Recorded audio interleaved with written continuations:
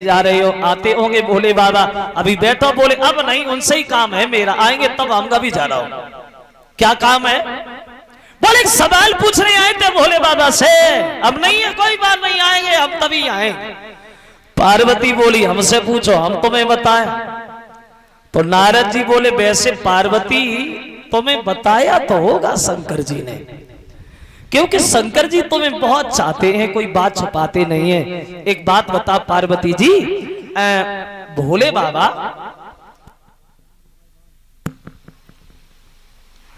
अपनी गर्दन में एक हार पहनते हैं। हार तो बहुत से पहनते हैं, लेकिन एक हार पहनते हैं जिस हार में सर ही सर है, वो मुंडों का हार के पहनते हैं। पार्वती हमें यह बता। जो नारद के शब्द सुने तो पार्वती बैठी की बैठी रह गई। माफ करना नारद जी, जे वाली बात हमने आज तक नहीं पूछी उनसे, हमने उनसे पूछी नहीं, उन्होंने हमें बताई नहीं। अब आप जाओ, जब वो आएंगे तब पूछूंगी, तब बताऊंगी, अभी आप जाओ। नारद तो चले गए। शाम को भोले बाबा घरे आए।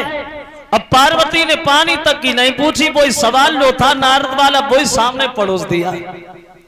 भोला एक बात बताओ, क्या आप अपनी गर्दन में जो ये हार पहनते हो, जिस हार में सर ही सर है, ये मुंडों का हार क्यों पहनते हो? शंकर जी बोले तुम्हें क्या मतलब है? अरे मेरी इच्छा मैं पहनता हूं, तुम्हें से क्या लेना देना? बोली नहीं महाराज, आज तो मैं पूछ गई रहूंगी।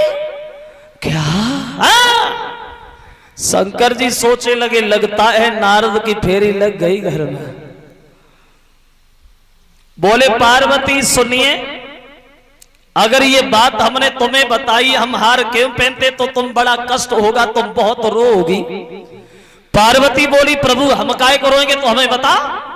बोले अगर नहीं मानती हो तो पार्वती सुनो, जो ये हार तुम देख रही हो हमारी गर्दन में, और इस हार में जो भी सर तुम्हें दिखाई पड़ रहे हैं, ये पता है किनके सर हैं, किनके हैं? तो भोले बाबा कहते पार्वती सुन कि ये सब ही सर की तुम्हारे, भोला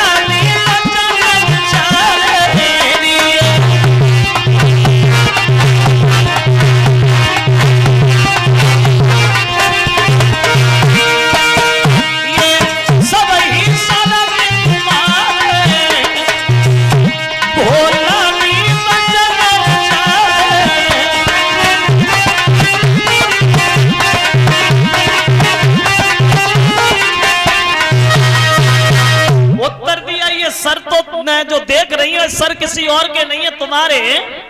पार्वती बोली मेरे? हाँ, क्योंकि तुमने ब्रह्मा जी से ये वरदान मांगा है पार्वती, जब जब आप पृथ्वी पे आए तब तब भोले बाबा की पत्नी बने। जितने तुम सर देख रही हो, इतनी बार तुम पैदा हो चुकी हो, इतनी बार मुझसे शादी हो चुकी है, और तुम इतनी बार मर चुकी हो। जितने ये सर हैं, तुम मरती रहती हो, कोई सर उठा के मैं अपनी गर्दन में डाल लेता हूं, ये सब सर आपके हैं। जो पार्वती ने सुना तो पार्वती बैठी की बैठी रह गई। पार्वती की आंखों से आंसू निकले आए। शंकर जी मुझे मरने से बहुत डर लगता, मैं मरना नहीं चाहती, मुझे अमर कर लो। शंकर जी बोले अमर तो हो जाओगी, लेकिन तुम्हें अमरनाथ की अमर कथा सुननी पड़ेगी। कौन कहेगा? हम कहेंगे, और कौन कहेगा? बोली तो देख क्या रहे, काओ जल्दी जल्दी काओ, हम अमर हो जाएं। अब भोले बाबा ने क्या किया? अब शंकर जी ने एक वन खाली कराया और ये कहा कि हमारे और पार्वती के अलावा कोई तीसरा कथा ना सुन ले। अगर किसी तीसरे ने कथा सुनी तो वो भी अमर हो जाएगा। अब भोले बाबा पार्वती जहां बैठे वन खाली हो गया, लेकिन इन दोनों को नहीं पता कोई और भी है। वहीं जहां बैठे उनके पास में एक बरगद का वृक्ष खड़ा हुआ था, और उसी बरगद के वृक्ष की खोह में एक तोते का अंडा रखा हुआ था। समय अनुसार उस अंडे से बच्चा बन गया, वो भी वहीं बैठ गया। तो पार्वती से भोले बाबा कथा कहने से पहले बोले सुनो पार्वती, और तुम कथा सुनने के लिए बैठ तो गई हो, लेकिन एक बात ध्यान रखना। काई का बोले, जब हम कथा कहते हैं तो कथा में इतने लीन हो जाते हैं जो मुझे अपने शरीर का भी कोई ध्यान नहीं रहता। तुम कथा के बीच बीच में हुंकारा जरूर भरती रहना, सोना नहीं, बस ये ध्यान रखना। पार्वती बोली सोएंगे, हम तो अमर होएंगे। बोले बढ़िया। अब पार्वती भोले बाबा बैठ गए। अब हुआ ऐसा,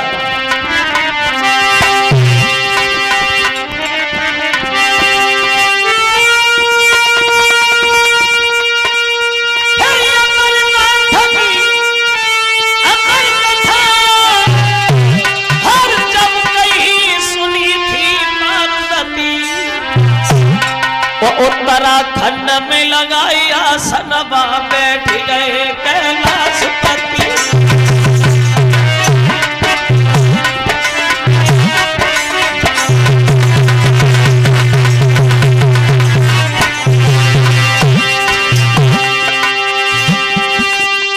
अमरनाथ की अमर कथा, अमरनाथ की अमर कथा कहीं सुनी थी पार्वती।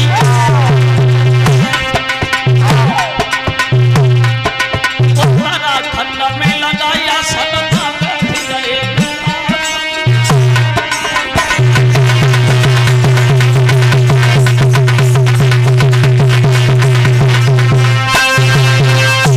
भोले बाबा कथा कहने लगे, पार्वती सुनने लगी, लेकिन तोता भी बैठा है, वो भी कथा सुन रहा है। इन दोनों को नहीं पता तीसरा भी है।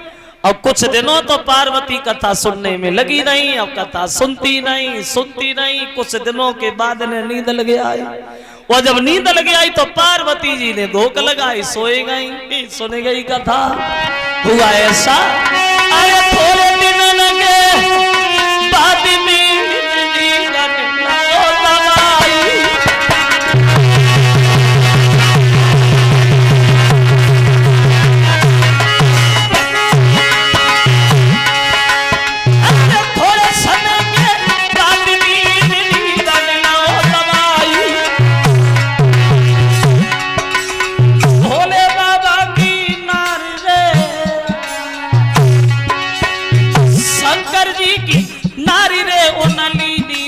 लगाई, सोई गई। पार्वती तो सोई गई, भोले बाबा लगे अपनी राम धुन में, उन्हें नहीं पता सो रही है कथा सुन रही है। होगा ऐसा,